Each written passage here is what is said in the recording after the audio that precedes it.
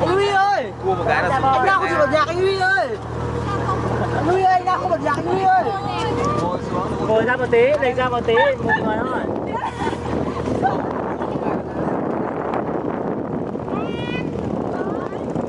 Anh đi ra cần từ góc đồng đấy, anh ngắt đồng này nhá. Bay hả cơ? Cái thùng đầu vàng nữa rồi.